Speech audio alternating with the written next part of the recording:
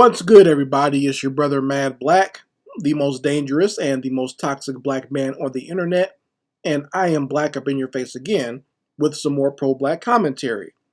So not too long ago, my family and I we decided to have a movie night, which we do from time to time, and the movie that we watched was this new movie on Netflix called K-pop Demon Hunters. And this is something that my daughter was interested in because obviously she's a preteen and she's around other preteens and they were talking about it at school and they played a song. So she wanted to check it out. And, my wife and I decided, okay, well, we'll all watch it as a family. And we watched it together. And it was a decent enough movie, a decent enough animated movie. It was very very similar to what you would see in, teen or kid driven anime, right? And, we always have a discussion after we have movie night. And I asked my wife, what'd you think of the K-pop Demon Hunters? She said it was okay, very teeny bopper. Like she said, the funny part to her was seeing all of these Asian girls, kind of doing these like dances or these, standing with their hips out and stuff like that. And I explained to her, I was like, the reason they do that is because K-pop is nothing but black culture. K-pop is nothing but hip hop and black R&B from the 90s just rehashed with, a quote unquote Korean type flair to it, I guess, right? And this is nothing new. There have been people out there for years who have been basically saying the same thing that I said, that K-pop is nothing but, you know, black R&B, right? And in some ways, I can somewhat say that I somewhat appreciate K-pop. The fact that, one of the reasons I got into looking at it or watching K-pop is because they still do music videos, which is something that I grew up with in the 80s and 90s. You don't really see that too much from artists here in the States anymore. And, I'm still a sucker for music and visuals together. So K-pop still does that. So I'll actually watch some of their music videos just from time to time. And actually, some of the stuff is actually pretty good. Some of the stuff is actually pretty visually inspiring. So, I can't downgrade it for that. And some of the songs are actually kind of catchy. I'll give them that, even if I don't speak the language fully. I know some words in Korean, but, it's not a language that I regularly delve into. But I can't say that it's not black culture. When I look at it, obviously I can see, if I see any of these K-pop groups, any of the girl groups, I can definitely see all the black girl groups that we've had back in like the 90s and the 80s. Likewise, if you see any of the K-pop boy bands or boy groups, you look at them, you can easily see all the boy bands from here, like New Edition, right? So it's nothing new when you see these K-pop groups. And there are other people that have talked about it. Now, very recently, there's this actual Korean girl who got online and just came out and said it. Yeah, K-pop is black culture, right? And there are people right now that are pissed off at her for doing this. She did this video maybe about a few days ago, and she had to do like a response to all the criticism she got because a lot of Asian people and of course a lot of white people were upset with her for basically coming out and saying this. But they always get upset anytime you acknowledge that the thing that they love so much comes from black culture. They really can't stand that part of it now because people around the globe, whether it be white, Asian, Arab, whatever, have been taught that black people, especially black Americans, have created absolutely nothing. Right? That's the lie that they tell everybody, and that's what they're ingrained with, is that black Americans create nothing, black Americans don't do anything, black Americans don't have any inventions. They just, we just exist here. We're just criminals and baby mamas, and that's it. Right? So anytime you have, people stealing from our people stealing from our culture, and that's what it is any type of music that you have seen in any country nowadays is basically taken from Black American culture, right? And to deny this is to basically tell a big fat lie. And this is what I've always noticed about how people treat Black Americans. What they do is they degrade us and say that we either have no culture at all, or they say we have a quote unquote bad culture, right? Like a criminal culture or a baby mama culture or ghetto culture or ratchet culture or whatever, right? Whatever it is. And they'll demonize us for that. But what they'll do is they'll take the good things from our culture. They'll take the music, they'll take the fashion, they'll take the swag, they'll take the slang, and then they'll appropriate that into themselves and then say, this is ours. We created this. I mean, we've seen people do that with hip hop and breakdancing and DJing for the longest, right? But even when you think about something like K-pop, they've taken a lot. They've taken everything from the fashion, they've taken the way the music is written, to the point where there's Black producers who go over there and produce for these K-pop groups. So it's not like it's just like them making it themselves. They have Black producers, they have Black choreographers, right? They have Black people, producing their music for them. So it's not like they are some island unto themselves and they don't know where this culture comes from, or they don't know where this style comes from.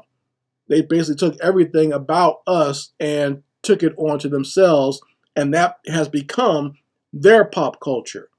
Because before that, their quote unquote pop culture was something completely different, until they got us to make something that was actually popular that the kids liked, and they kind of glammed on to it.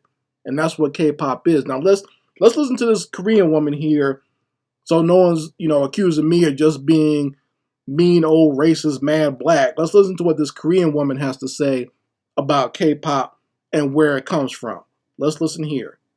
Some of you may know, some of you may not know. I'm Korean American. I was born here in the States. But let's talk about this. Is not a complicated conversation, okay? K-pop is not some isolated cultural phenomenon. It's Black music and Black culture. A lot of you guys have been DMing me. What do you think about K-pop? So I'm addressing it right now. It is Black R&B, hip-hop, pop, systemized through a Korean entertainment industry machine. Not an opinion. It's facts, okay? It's history.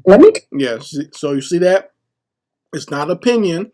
It's not something that she just came up with. She said it's facts, it's history. And I'm glad she said that. Yeah.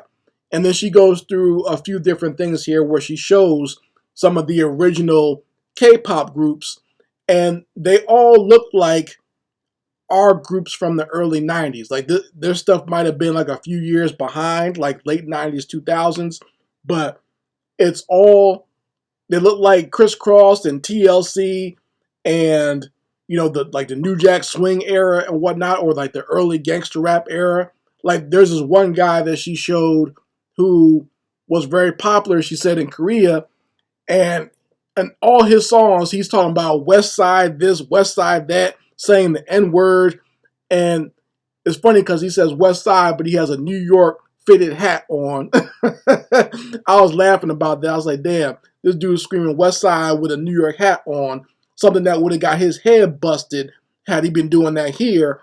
But over in South Korea, he can do that because all he's doing is taking stuff, little bits and pieces of Black culture that he saw, and reincorporated that over there, right? So it's funny when you see it. And I've seen this before in a lot of these K-pop groups where they'll have, each member of the group does something different. They'll have one that's really a good singer. They'll have one that's the rapper. They'll have one that's the dancer or the break dancer in the group, right? They even had that in that K-pop Demon Hunters movie. One was the leader and the lead singer. One was the rapper. The other one was the dancer and the fashion icon, right? And, if you look at some of the more popular K-pop groups, that's exactly what they do. They break the girls down into that. And they'll have the girls or the guys doing separate things in the group, right? So they'll even take little pieces of our culture and try to incorporate that into each one of their groups over there, because they know just from a money standpoint, that's the way you get popularity, is to have all these niche pieces of black culture within your thing. They figure if they just throw it all in the bowl and mix it together, they'll have something that they can make money off of. And you see how quickly a lot of these K-pop groups are kind of churned out. You can tell that they're really all a production because, the boys and girls, they all age out of being in these K-pop groups, or they'll be popular for a time and then another one will come right up and be the next big thing in K-pop. So they just recycle these ones over and over and over again. Now, what's interesting about this is if you pay attention to the timeline of the creation of a lot of these types of groups and what happened to our black R&B, we know that the music industry here systematically destroyed R&B here in the States. They destroyed all of our R&B and pop groups. Like, think about this. Think about all of the groups that we had in the 80s and the early 90s. And then think about how many of them were left by the late 90s, early 2000s. It dwindles drastically. Like, I can think of like a whole bunch off the top of my head that I love to listen to every day till this day that, they only exist on, I guess some of them still exist. Like if you go see like a back in the day tour or something like that, right?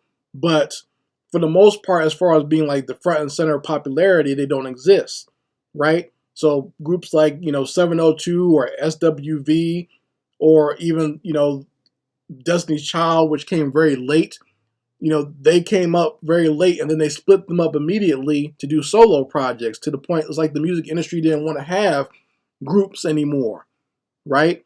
So it's interesting to see how for black people and for black pop culture and our stuff was systematically destroyed.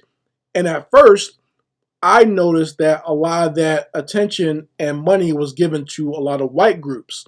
Like if you remember the late 90s, early 2000s, there were a lot of white groups that all they did was copy off of black musicians and black groups, right? Backstreet Boys, NSYNC, 98 Degrees. Then you had the girls like Christina Aguilera, Britney Spears, right? They took all that stuff from the black groups, all the money and all the promotion from them, and gave it to these white kids. And, they kind of ran it into the ground, right? They took that whole pop music style and they gave them all the attention on MTV. And they kind of just basically ran it into the ground to the point where people got tired of it.